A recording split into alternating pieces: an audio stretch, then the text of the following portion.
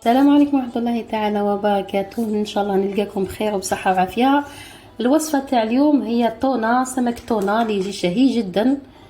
سمك تونة اللي راح نوجدوه في المقلاة وتشوفوه بطريقة يعني مختلفة ويجي بزاف بنين. هنايا عندي البورو اللي راح نقطعه هو الاول، اللي راح نخدم به صوص بلونش، صلصة بيضاء اللي تجينا من السماء بالتوابل.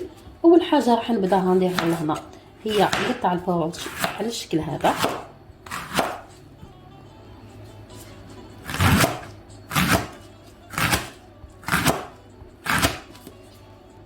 هنا بعد ما قطعتها تحصلت على هذا البولكي مريضة. نحتاج ملعقة تاع المطارد، ملعقة صغيرة تاع الكوري وفلفلة يابسة، نحتاج لوتان زعترة، معدنوس نقطع، ولا كريم فريش تكون ليكيد ولا تكون جامدة ملعقة، والفلفل الاحمر اللي حنشويه، طماطم يبقى اختياري. نبداو على بركة الله لهنا بالوصفة. نسخن الزبدة، ملعقة تاع زبدة مع شوية تاع الزيت، غير قليل من الزيت. نحط عليهم هذاك البورو. بسم الله. هنا بزاف يبان بزاف من بعد يهبط، نزيدوا له لاكريم، هذا هو اللي يجي بنين مع الحوت. بصفه عامه اي بواسون يكون لا شير فيرم يجي بنين معاه البارو، حتى في الكراتان.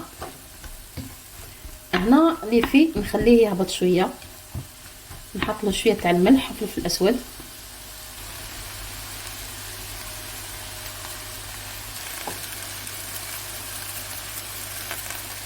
نبقى نقلب فيهم حتى يهبطوا.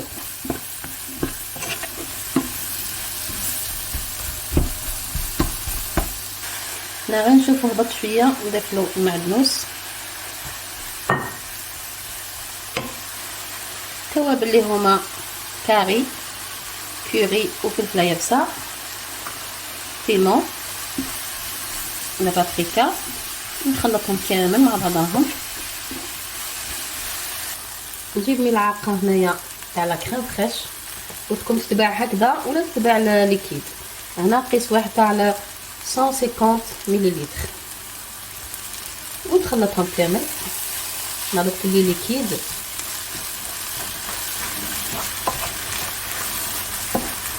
نتحصلوا على واحد يعني الوصفه شهيه جدا ما شاء الله.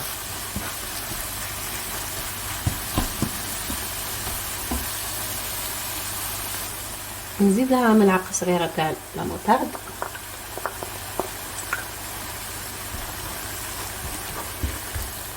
نخليها 5 دقائق ونطفي عليها.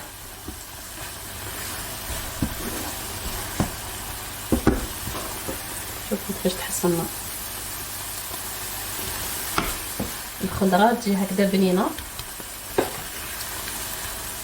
وتوالم كامل اسماك. هنايا بعد ما طابت نجبدها بجهه ونفوت نطيب الثوم. وهنا نجيب المقله اللي راح نشوي فيها، نحط فيها زيت زيتون كميه هكذا قليله. بعد ما تسخن مليح نحط عليها هذاك الثوم. بسم الله.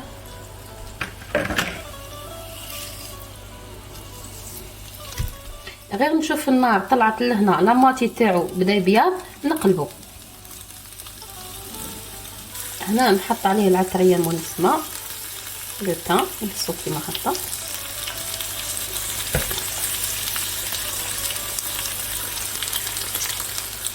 راح ينسم لنا هذيك الحوت تاعنا بهذه الكميه، ونضيف الملح الخشين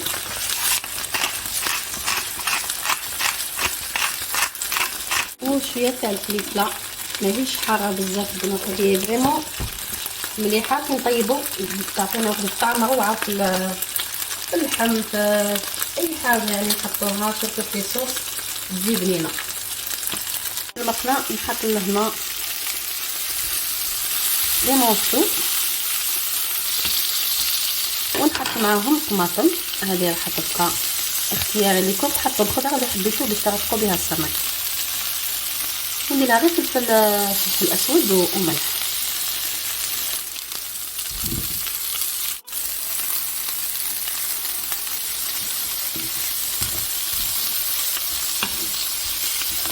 هنا غير كمل نطيب هذه الخضره سوطي ونوريها لكم ان شاء الله في صحن التقديم.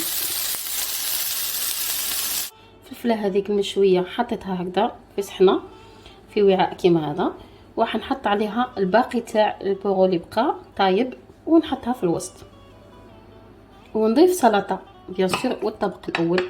بسم الله.